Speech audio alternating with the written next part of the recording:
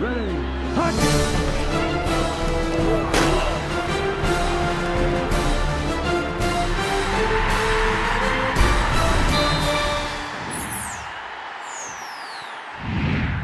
We all know the Texas State Fair is a place where you can get pretty much anything you want fried. Fried Oreos, fried cheesecake, heck, this year, even fried bubble gum. But Saturday afternoon at the Cotton Bowl, as number 3 Oklahoma met number 11 Texas, there was a new offering on the menu, something we have to call fried Longhorn. Over 96,000 in attendance as the two 4-0 teams met for a morning kickoff on the 106th edition of the Red River rivalry. Sooners barely broke a sweat in their last game, while Texas raised expectations with an impressive 23-point win at Iowa State. OU was already up 13-3 in the second when Tony Jefferson picked up right where he left off last game. After 3 interceptions against the Cardinals, the superb sophomore stepped in front of the David Ash pass and returned it to the Texas 33. It was 3rd and 25 when Landry Jones threw the strike to Jazz Reynolds, and the lanky sophomore fought his way down to the 5 for a gain of 30. That led to this 5-yard bullet from Jones to his favorite receiver, Ryan Broyles, in the front corner of the end zone for the score.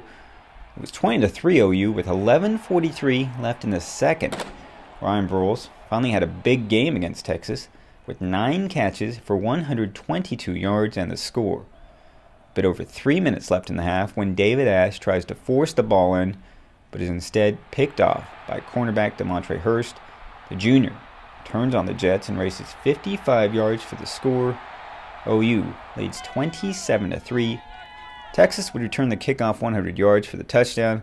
With only 30 seconds left before the half, Landry Jones finds Kenny Stills in the far corner for the touchdown for the second time of the day. 19-yard connection gives OU a 34-10 lead at the break. Stills caught 5 passes for 51 yards and 2 scores. Landry Jones threw for 305 yards in the first half. Mac Brown knew he had his hands full. Second half, the snowball continued to roll.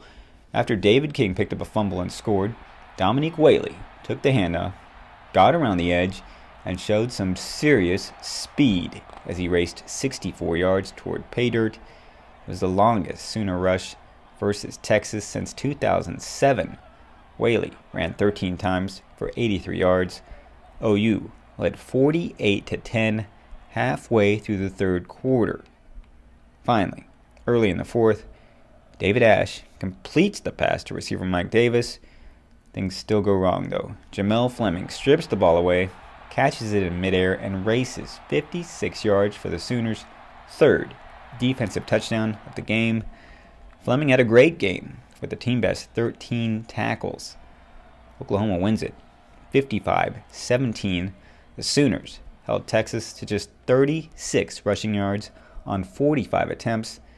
The Longhorns finished with only 259 yards of total offense. OU collects 8 sacks, 2 interceptions, and 3 fumbles on the day.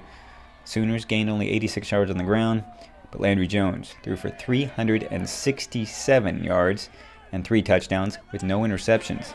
He was sacked only once. Bob Stoops improves to 8-5 against the Longhorns and has won 2 in a row. Very pleased, I guess, overall with the overall play and preparation. I want to compliment the players. They're the ones that, of course, get it done, make the plays when they had the opportunity, and they made a bunch of big plays today. And, it's a great win, to come down in here in this situation and to win like that again is really pretty special. It's nice to throw for that many yards, but it's even nicer to win a game, So I think we did a great job. Offensive line, tight ends, running backs, receivers, kind of put the whole offensive game together. It's so good, Just joke around, I saved the best for last, I haven't really got a breakout game like this versus them, but I feel like today was just a total team effort. Offensively, we couldn't run the ball as well, so the offense coordinator, Coach Height, Coach Norvell, really counted on the receivers to make plays. Defensively, Coach V always calls up a good game. Big pressure games. He's always doing his thing. So we had the corners out there playing ball, a lot of sacks. So it was a total team effort. I just credit that to just hard work. I feel like it's the most cliche thing you could say, but we put in the work during the week in practice, and we come out here and play hard. And we always try to have fun on Saturdays, and that's what we're doing. I feel like we've been a big play defense, but we we're finally starting to execute and click. So yeah, we really wanted to take advantage. Travis, very emotional before the game. The seniors, they really wanted this bad, so we tried to go out there, dominate. We dominated to the best that we could, and 7 sacks, 3 touchdowns. Defense, we totally just destroyed them. So this is all for Box. We love them and we miss them, so we got plenty more to come. I think they're good. All of them have been good, I think, best I remember. It's usually a great game. I was disappointed today that we didn't live up to our side of the match. This is one of the greatest games in college football. Our players were so excited. A lot of new coaches, they were so excited, and we didn't live up to our side of it. So we got to go back and do a better job next week. So after berating Ball State 62-6 and tearing up Texas 55-17, the Sooners should pretty much be able to name their own score in their next game. That's because Oklahoma heads up to Kansas to take on the hapless Jayhawks, a team that gave up 56 points to Oklahoma State on Saturday in the first half. Sooners and Jayhawks kick off at 8:15 in Lawrence, Kansas on Saturday night. Reporting from the Cotton Bowl in Dallas, Damon Fontenot, News OK Sports.